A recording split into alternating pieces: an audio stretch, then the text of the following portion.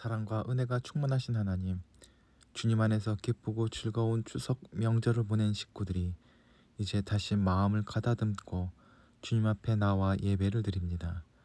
주님은 항상 경계의 길 위에서 또 경계를 넘어서 구원을 베푸셨음을 고백합니다.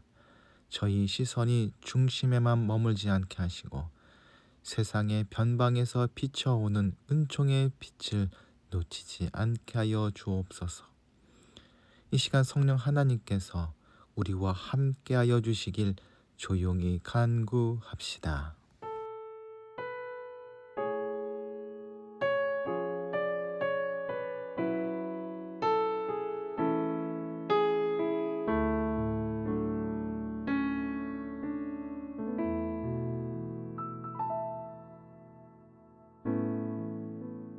은혜와 사랑의 하나님, 참 소망의 주가 되시는 하나님 아버지를 찬양합니다. 아름다운 계절을 허락하사 삶의 풍요로움을 더하여 주시니 감사드립니다. 하나님께서 천지를 창조하시고 통치하실 때 주의 영광에 온 땅이 충만하였음을 찬양합니다. 아무 공로 없는 죄인을 십자가의 은혜로 구원하여 주시는 하나님 아버지, 하나님께서 허락하신 추석 명절을 지내면서도 저희는 많은 실수를 했고 안타까운 죄도 지었습니다.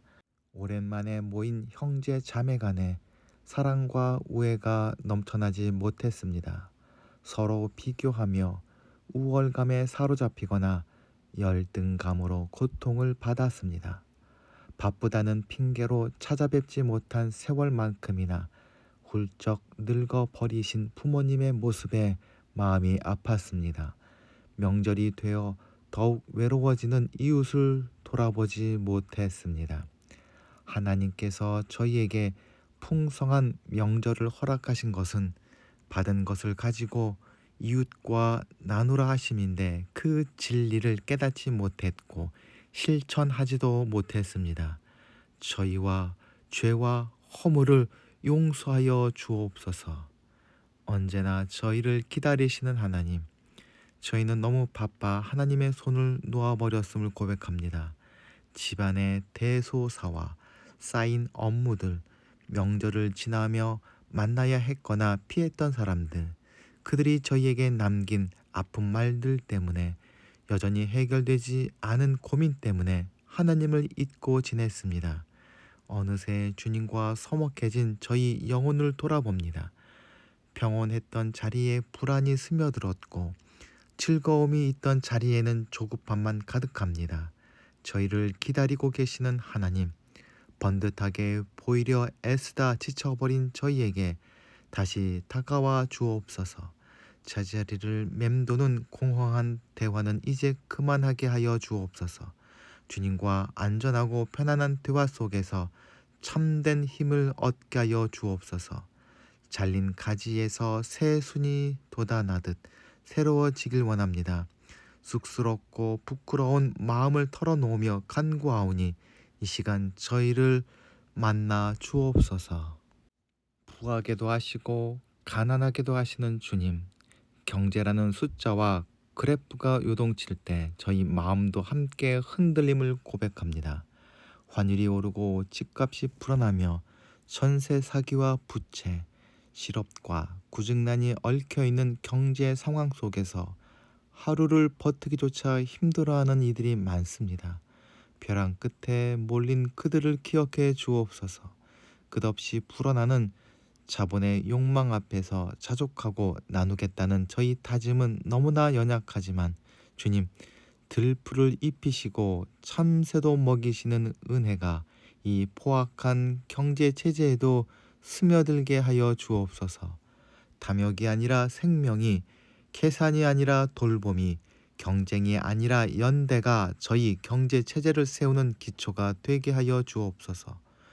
보호받지 못한 이들이 보호받고 서로를 향한 사랑과 배려가 공기처럼 스미며 구체적인 제도가 약자들의 필요에 가 와닿는 사회가 되게 하여 주옵소서.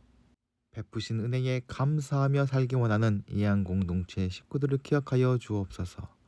예배할 때 하나님만 바라볼 수 있도록 생각과 마음을 인도하여 주시고 간구하는 기도마다 응답하여 주시사 찬송과 감사가 넘치는 한 주간 되게 하여 주옵소서. 거룩한 빛 등대교회도 든든히 서가 하나님께서 세우신 그 뜻대로 이 땅의 구원을 이루며 하나님의 살아계심을 전하는 귀한 등대 되게 하여 주옵소서. 주오군도 주님께서 붙잡아 주시사 육신을 강건케 하시며 마음의 꿈을 품게 하시사 하늘의 생명을 세상에 전하는 하나님의 능력의 일꾼 되게 하여 주옵소서. 세우신 문봉 제빵소와 함께해 주시사 하늘의 은혜를 나누는 기업 되게 하시고 맛있는 빵과 커피로 사람들을 기쁘게 하며 하나님을 향한 믿음으로 영광 드러내게 하여 주옵소서. 우리 구주 되신 예수 그리스도의 이름으로 기도하옵나이다. 아멘.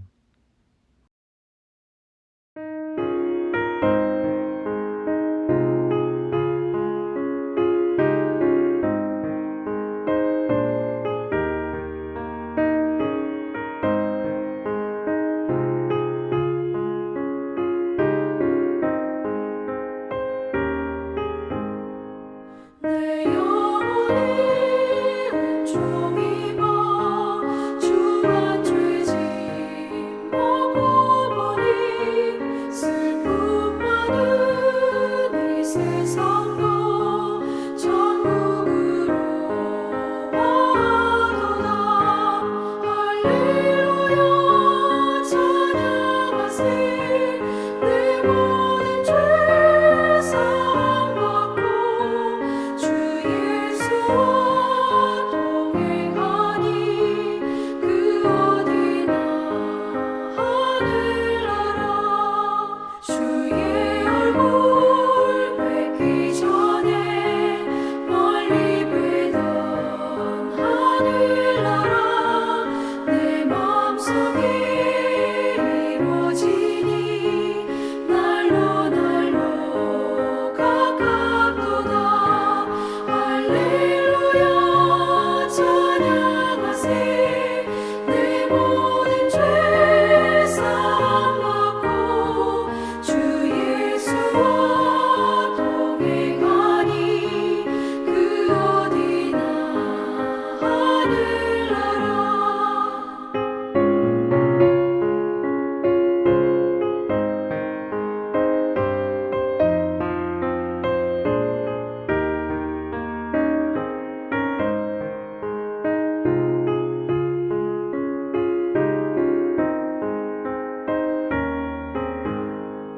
높은 산이 거친 들이 조망이나 궁궐이나 내 주 예수 모신 곳이 그 어디나 하늘나라. 할렐루야 찬양하세. 내 모든 죄 사함받고 주 예수와 동행하니 그 어디나 하늘나라.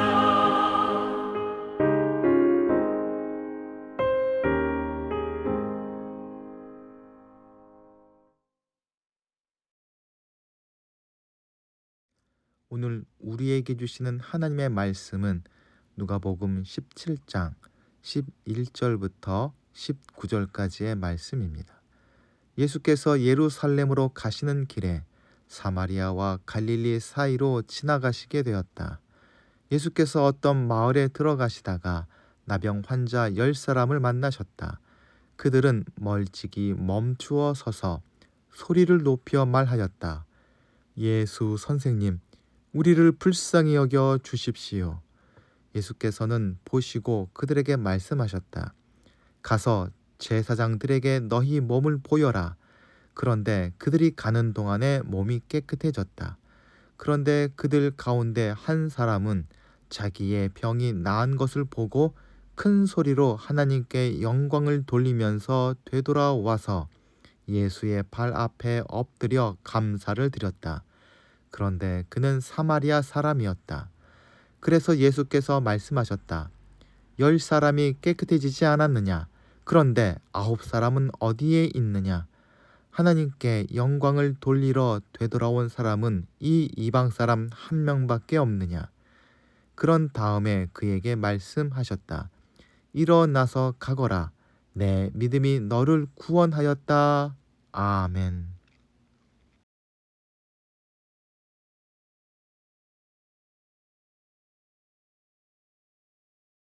오늘 본문이 포함된 누가복음 19장은 크게 두 부분으로 나눌 수 있다 합니다.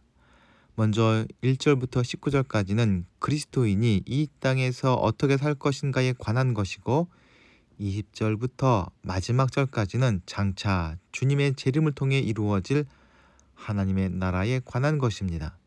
오늘 본문은 그리스도인이 이 세상에서 어떻게 살 것인가에 대한 그 결론이라 할 수 있을 것입니다.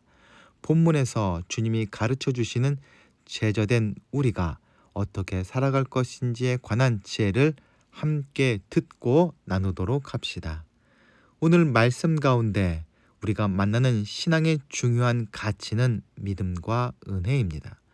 믿음과 은혜는 기독교 신앙에서 구원의 핵심 요소로 서로 깊은 상관관계를 가지고 있습니다. 에베소서 2장 말씀을 바탕으로 살펴볼 때 은혜란 받을 자격이 없는 자에게 주어지는 하나님의 호의입니다. 인간의 노력이나 자격과 무관하게 하나님께서 주시는 무조건적인 사랑과 자비를 의미합니다. 아울러 믿음은 하나님이 우리를 사랑하시고 구원하신다는 것을 신뢰하고 받아들이는 전인격적인 반응입니다. 단순한 지식이나 동의가 아니라 하나님과 관계에서 나오는 신뢰입니다. 얼핏 들으면 둘은 상관관계가 없는 것을 넘어 모순 관계처럼 보이기까지 합니다. 믿음이 너를 구원하였다는 말은 종종 믿음이 없으면 은혜를 받을 수 없다는 식으로 오해됩니다. 하지만 은혜는 믿음의 대가가 아니라 믿음과 상관없이 누구에게나 주어지는 조건 없는 하나님의 선물입니다. 오늘 말씀을 통해 우리는 이 단어가 어떻게 연결되어 있는지, 그리고 그 연결이 우리 삶에 어떤 의미를 주는지 함께 살펴보려 합니다. 이 시간 성령님의 도우심 안에서 믿음과 은혜가 어떤 관계를 맺고 있으며 이 둘을 통하여서 이루실 하나님의 나라가 어떤 것인지 함께 생각해 보도록 합시다. 사마리아와 갈릴리 경계를 따라 여행하시던 예수님께서 한 마을에 들어가실 때 10명의 한센병 환자를 만나게 됩니다.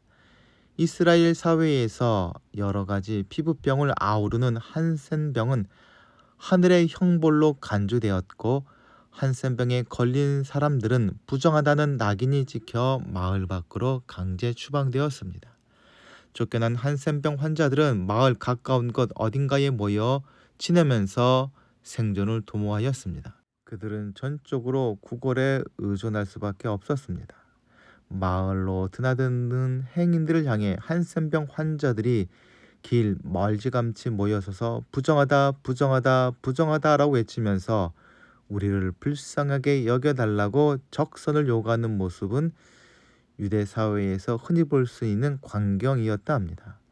사람이 살지 않은 외진 땅에 모여 사는 이 한센병 환자들은 사마리아에서도 왔고 갈릴리에서도 왔을 것입니다.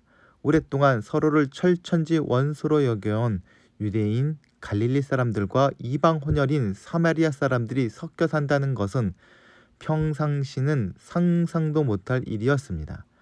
하지만 부정하다는 오명을 쓰고 내쫓긴 한센병 환자들은 서로 출신을 가릴 경황이 없었을 것입니다.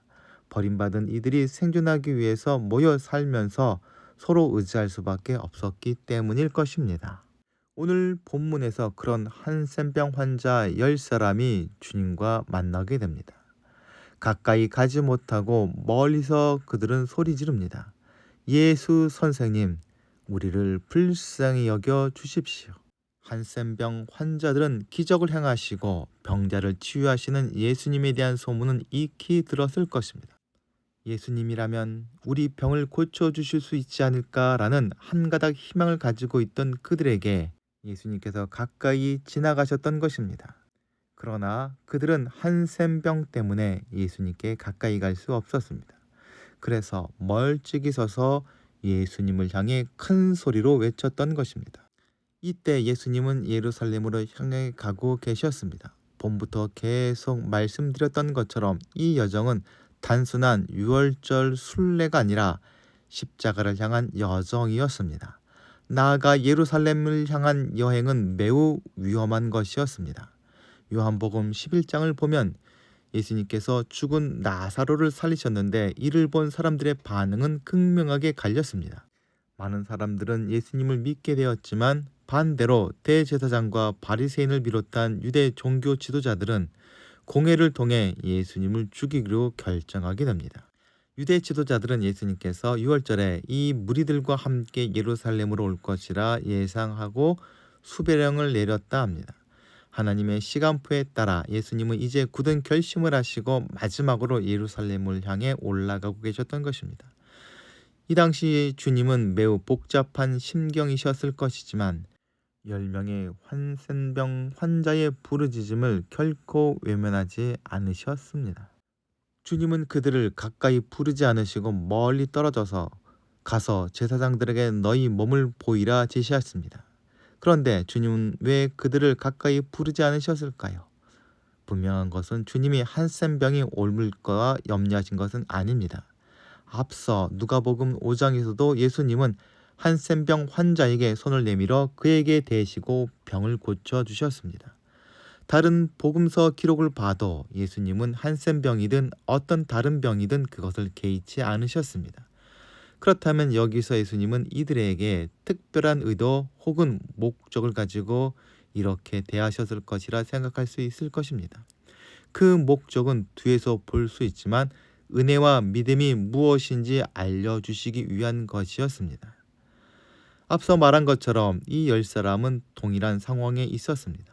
모두가 절망적이었고 모두가 비참했습니다. 그런 상황 속에서 주님을 만난 것입니다. 주님께서 그들에게 제사장을 찾아가라 하신 것은 유대인들에게 한센병은 한 개인의 위생적 질병이 아니라 종교적이고 사회적인 부정함으로 취급되는 까닭에 발병과 치유 여부에 관한 판단은 전적으로 제사장들에게 맡겨져 있었기 때문입니다. 즉 한센병 환자들이 제사장을 찾아가는 것은 그들이 치유되었음을 판정받기 위함이었고 판정된 이후에야 가족들에게 돌아가고 사회생활을 다시 시작할 수 있었습니다. 10명이 주님을 떠났을 때 분명 아직 치유되지는 않은 상태였습니다. 그럼에도 제사장을 찾아갔다는 것은 그들이 예수님의 말씀을 철저히 따랐다는 이야기일 것입니다. 그렇기에 어쩌면 이런 행동을 믿음이라 할 수도 있을 것입니다. 더군다나 가는 도중에 그들은 모두 깨끗하게 되었으니 그들의 치유를 믿음의 결과라고도 할 수 있을지 모르겠습니다. 그러나 이 10명의 한센병 환자 치유를 믿음의 결과라고 이야기하지는 않습니다. 치유된 이들은 10명 모두였지만 돌아와 예수님 발 앞에 엎드려 감사를 드린 한 사람만이 믿음으로 나음을 얻었다 인정받습니다. 그런데 믿음의 사마리아 사람뿐만 아니라 나머지 9명의 한센병 환자도 치유를 받았습니다. 치유는 믿음과 상관이 없다는 뜻일 것입니다. 아울러 9사람이 감사하지 않았다고 해서 한센병이 재발하지도 않았습니다. 즉 질병의 치유는 믿음의 여부에 상관없이 모든 사람에게 주어지는 하나님의 능력이요 기적인 것입니다. 광야에서 5,000명에게 빵과 물고기를 나눠줄 때에 주님은 믿음의 여부를 확인하지 않으셨습니다. 예수 그리스도의 죽음과 부활로 인해 주어진 하늘의 생명 또한 이 세상 모든 사람들에게 내려지는 은혜였던 것입니다. 오늘 이야기의 핵심은 바로 그 다음부터 펼쳐집니다. 본문에 따르면 나음을 받은 10사람 중에 한 사람이 자기의 나은 것을 보고 큰 소리로 하나님께 영광을 돌리며 돌아와 예수의 발 앞에 엎드려 감사하였다 했는데 그 사람은 사마리안이었다고 기록합니다. 한 명을 제외하고 9명이 예수님께 돌아오지 않은 것은 모두가 치유되었기 때문입니다. 10사람 중에 몇 명만 고침받았다면 그 고침은 특별한 것으로 생각되어 고침받은 사람은 모두 주님께 돌아왔을 것입니다.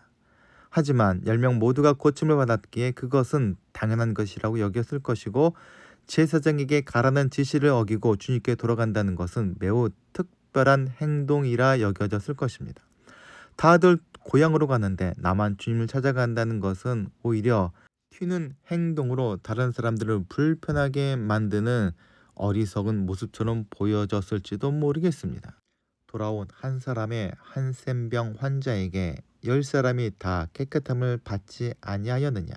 그 9은 어디 있느냐라는 예수님의 질문은 9사람에 대한 질책이기보다는 돌아온 한 사람의 특별한 행동에 대한 평가와 칭찬으로 보는 것이 나을 것입니다. 돌아오지 않은 9사람의 행동은 사람들의 일방적인 반응이요 행동으로 보는 것이 옳을 것입니다. 우리가 주목해야 할 것은 돌아온 특별한 한 사람의 놀라운 행동일 것입니다. 주님께 돌아온 이 특별한 사람은 매우 놀라운 사람이자 놀라운 행동을 하였기에 주님께 칭찬을 받았습니다. 먼저 고침받은 것을 보고 당장 예수님께 돌아와 감사를 드린 유일한 그 사람이 사마리아인이었다는 것이 유대인들에게 충격이었을 것입니다. 이것은 선한 사마리아인의 비유에서 사마리아 사람이 선한 이웃으로 등장하는 충격만큼이나 예수님과 예수님을 따르는 사람들에게 충격적으로 여겨졌을 것입니다. 혈통적으로, 종교적으로, 사회적으로 선민의 자격이 박탈된 사마리아인이 믿음이 무엇인지를 모두에게 보여준 것입니다. 이 사마리아 사람은 자신이 받은 은혜에 남다르게 반응합니다. 그는 제사장에게 가야 하는 우선적 절차를 뒤집어버리고 예수님께로 돌아옵니다. 10명 모두가 하늘의 놀라운 은혜를 받아 회복되었지만 이 사람은 나머지 9사람과 다른 독특한 반응을 합니다. 나머지 9사람은 제사장에게 가서 회복 판정을 받고 율법이 정한 대로 감사 제물을 드림으로 은혜에 반응했을 것입니다. 하지만 사마리아 사람은 율법에 정해진 방식을 따르지 않습니다. 그는 자신이 얻은 은혜가 어디에서 왔는지 되짚어 돌아가 정확하게 예수님의 발 앞에 엎드려 감사를 드립니다. 이러한 사마리아인의 행동을 예수님께서는 믿음이라 칭하십니다. 이처럼 지금 내게 일어난 모든 일들이 주님의 은혜임을 깨닫고 응답하는 것이 바로 믿음입니다. 이 사마리아인에게 주님은 일어나서 가거라, 내 믿음이 너를 구원하였다 선언하십니다. 이 선언은 누가복음에 4번 나온다 합니다. 눈물로 예수님의 발을 닦은 죄 많은 여인, 몰래 예수님의 옷자락을 만진 12의 혈루병을 알아온 여인, 보기를 원한다고 소리치던 여리고의 눈먼 거지가 이 선언을 듣습니다. 2명은 여자이고 다른 2명은 남자입니다. 3명은 치유 이적과 연결되지만 1명은 치유와 무관합니다. 이 4가지 경우에서 보이는 공통점이 무엇인지 함께 보도록 합시다. 내 믿음이 너를 구원하였다는 말씀을 들은 이 사람들은 모두 율법의 규례나 상식을 깨트린 사람들입니다. 그들은 모두 엄격한 율법과 관례를 깨트리고 또 사람들의 비난을 무릅쓰고 예수님 앞에 엎드린 사람들입니다. 죄 많은 여인이나 혈루병 여인이 여러 사람이 모인 자리에 나서는 것은 용서받을 수 없는 금기였고, 여리고 맹인은 많은 사람의 죄지와 꾸지람을 극복하고 주님을 만났습니다. 그리고 사마리아 출신 한센병 환자 또한 제사장에게 먼저 몸을 보여야 한다는 율법의 규정을 어기고 먼저 주님께 돌아왔습니다. 말하자면 주님께 오기 위해 높고 힘겨운 장벽을 뚫은 이들에게 내 믿음이 너를 구원하였다라는 선언이 주어진 것입니다. 하나님께서는 우리 믿음의 특별함을 보시고 은혜를 베푸시지 않습니다.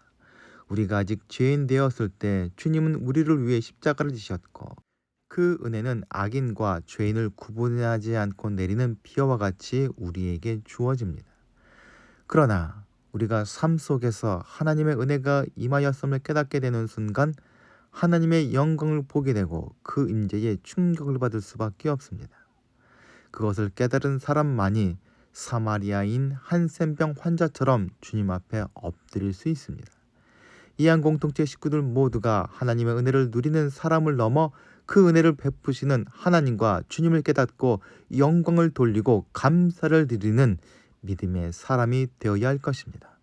초자연적인 기적뿐 아니라 일상의 평범한 일들 속에서 하나님의 임재와 도우심을 느끼는 사람이야말로 하나님과 동행하고 주님을 따르는 제자로서 그 삶과 행동에 믿음이 있다 할 수 있습니다. 이 한 공동체 식구들 모두 하늘의 은혜를 누리는 믿음의 사람으로 살아가게 되시길 소망합니다. 다 함께 기도하시겠습니다. 사랑과 은혜가 충만하신 하나님, 저희가 아직 죄인 되었을 때 구원의 은혜를 내려주심에 감사를 드립니다. 그 놀라운 은혜를 받았음에도 당연하게 여기고 일상에 매몰되어 주님께 감사치 못했음을 또한 고백합니다. 저희에게 하늘의 지혜를 더하사 저희가 받은 모든 것이 당연한 것이 아닌 하나님의 은혜와 사랑임을 깨닫게 하여 주옵소서. 그래서 그 은혜에 찬양과 감사를 돌리는 믿음의 사람이 되게 하시고 그 받은 은혜를 당연한 것으로 여기지 않고 다른 사람들에게 베풀고 나눔으로 은혜의 사람으로 서게 하시사 베풀며 나누는 은혜의 삶을 계속 이어가게 하여 주옵소서. 우리 구주 되신 예수 그리스도의 이름으로 기도하옵나이다. 아멘. 다 함께 공동체의 고백을 하겠습니다. 하나, 우리는 문제가 있습니다. 둘, 문제에는 끔찍한 대가가 있습니다. 셋, 하나님은 그 해결책을 가지고 계십니다. 넷, 그 해결책은 믿음으로 누립니다. 지금은 양을 위해 목숨까지 바치신 예수 그리스도의 은혜와 온 세상의 주인 되신 하나님 아버지의 지극하신 사랑하심과 성령님의 감화 감동과 인도하심이 이 시간 머리 숙인 이한 공동체 식구들과 그 가정과 기업 위에 이제부터 영원토록 함께하여 주시길 간절히 축원하옵나이다. 아멘.